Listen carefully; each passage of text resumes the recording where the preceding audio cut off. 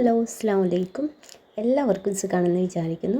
ഇന്നത്തെ വീഡിയോ വന്നിട്ട് വൈകുന്നേരത്തെ നോമ്പിൻ്റെ വിശേഷങ്ങളും അതുപോലെ നാളെ പെരുന്നാളാണല്ലോ. അപ്പോൾ പെരുന്നാൾക്ക് എല്ലാ കാര്യങ്ങളും ഒരുക്കാനുണ്ട്. ആ ഒരുക്കങ്ങളും എല്ലാം ഇൻക്ലൂഡ് ചെയ്തിട്ടുള്ള ഒരു വീഡിയോ ആണ്. അപ്പോൾ വീഡിയോ സ്കിപ്പ് ചെയ്തൊക്കെയാണ് കേട്ടോ. അപ്പോൾ ഞാൻ എടവണ്ണപ്പാറ ബെസ്റ്റ് പോയിട്ട് കുറച്ച് സാധനങ്ങളൊക്കെ വാങ്ങി വന്നിട്ടുണ്ടായിരുന്നു കേട്ടോ.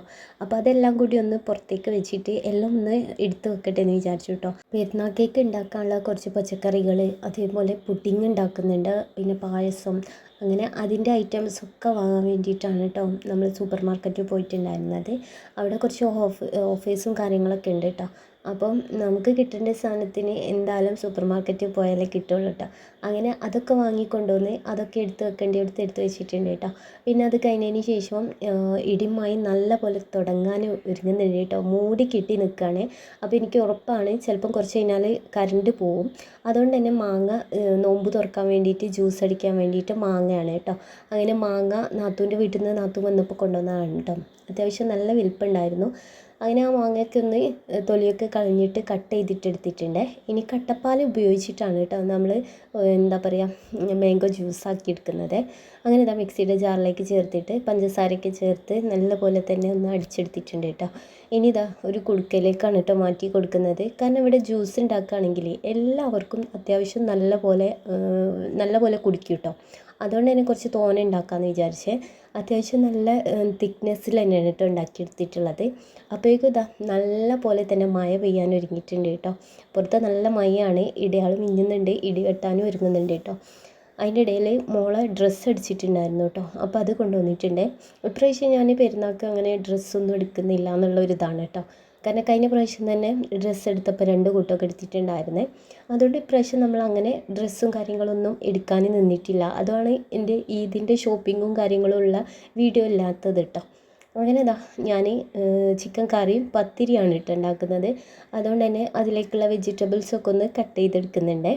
ഒക്കെ തുറന്ന് കഴിഞ്ഞിട്ട് പെരുന്നാൾക്കുള്ള സംഭവങ്ങളൊക്കെ ഒന്ന് കട്ട് ചെയ്ത് വെക്കാമെന്ന് വിചാരിച്ചു കേട്ടോ.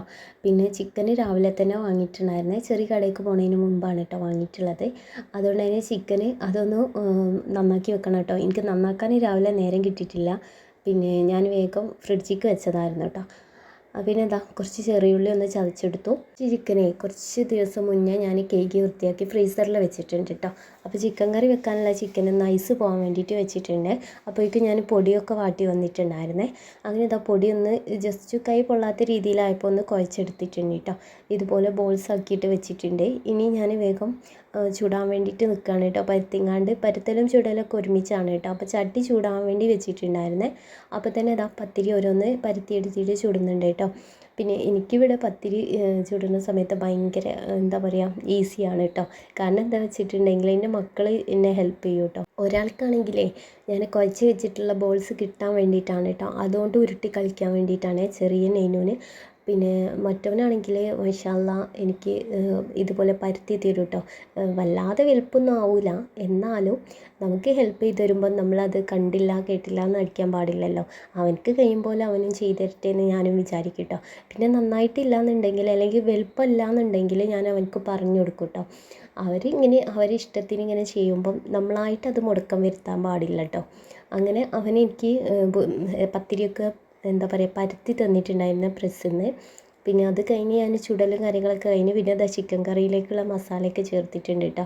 ഉള്ളിയും സംഭവങ്ങളൊക്കെ ഒന്ന് വഴറ്റിയെടുത്തിട്ട് മസാലയൊക്കെ ചേർത്ത് ലാസ്റ്റ് ഇതാ ചിക്കന് നല്ലപോലെ കേകി ഞാൻ ഫ്രിഡ്ജിൽ കുറച്ച് ദിവസം മുന്നേ വെച്ചതായിരുന്നു കേട്ടോ.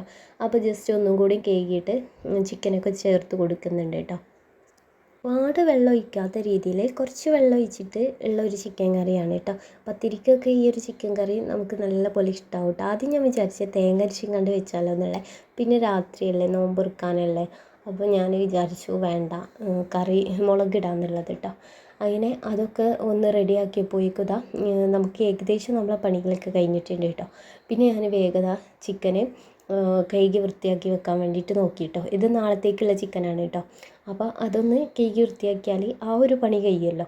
അപ്പോൾ ബാങ്ക് കൊടുക്കാനായിട്ടില്ല. പക്ഷേ മഴയും കാര്യങ്ങളൊക്കെ ആയതുകൊണ്ട് തന്നെ നല്ലപോലെ ഇരുട്ടടിച്ച് അങ്ങോട്ട് നിൽക്കണതുകൊണ്ട് തന്നെ നമുക്ക് രാത്രിയായി എന്നൊക്കെ തോന്നും കേട്ടോ. അതിൻ്റെ ഇടയിൽ ഞാനാണെങ്കിൽ ഫ്ലെയിം കൂട്ടിച്ചത് മറന്നുപോയി കേട്ടോ. അപ്പോഴേക്കും പൊടിയിട്ടപ്പോൾ മൊത്തം ഒന്ന് ചിന്തിയിട്ടുണ്ട്.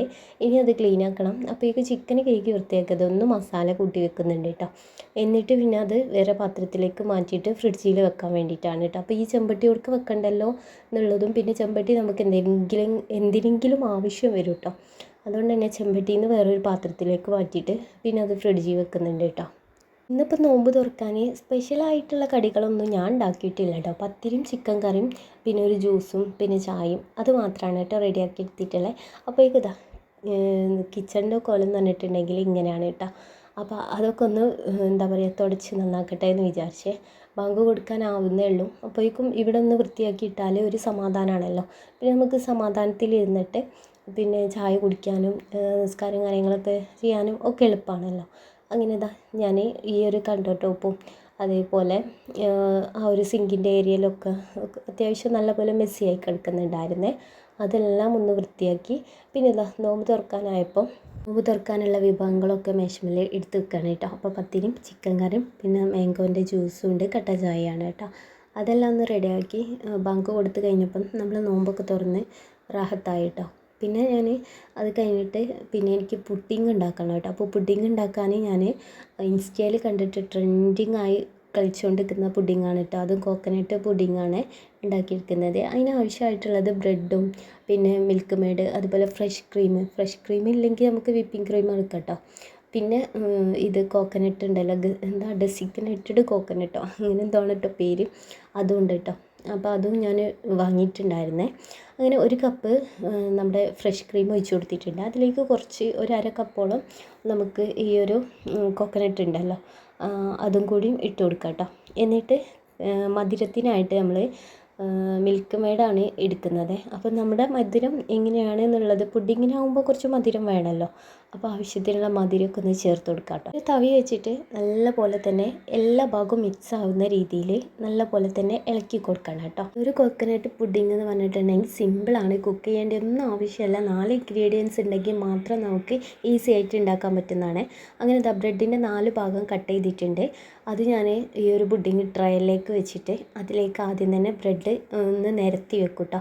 എന്നിട്ട് അതിൻ്റെ മുകളിൽ ഈ ഒരു മിക്സും കൂടി വെച്ചിട്ട് അടുത്ത ലെയറും കൂടി ഇതേപോലെ സെറ്റ് ചെയ്തിട്ട് ഫ്രീസറിൽ ഒരു 3 മണിക്കൂറോളം നമുക്ക് സെറ്റ് ചെയ്യാൻ വേണ്ടിയിട്ട് വെച്ചാൽ മതി കേട്ടോ. അപ്പോഴേക്കും നമ്മൾ പുഡിങ് നല്ല അടിപൊളിയായിട്ട് കിട്ടുമേ. അപ്പോൾ ഈ പുഡിങ്ങിൻ്റെ വീഡിയോ അടുത്ത പെരുന്നാൾക്കത്തെ വ്ളോഗിൽ ഇൻഷാല്ലാ ഉൾപ്പെടുത്താം കേട്ടോ. പിന്നെ ഇതൊക്കെ കഴിഞ്ഞപ്പോഴേക്കും നമ്മൾ നോമ്പെറുക്കുന്ന പാത്രങ്ങളൊക്കെ ഉണ്ടായിരുന്നു. അങ്ങനെ ക്ലീൻ ആക്കിങ്ങാണ്ട് പിന്നെ ഇവിടുന്ന് കുറച്ച് നെയ്ബേഴ്സൊക്കെ വന്നിട്ടുണ്ടല്ലോ മെഹന്തി ഇട്ട് കൊടുക്കാൻ വേണ്ടിയിട്ട്. അങ്ങനെ ഞാൻ അവർക്ക് എനിക്ക് അറിയാവുന്ന രീതിയിലൊക്കെ മെഹന്തിയൊക്കെ ഇട്ട് കൊടുത്തിട്ടുണ്ട്.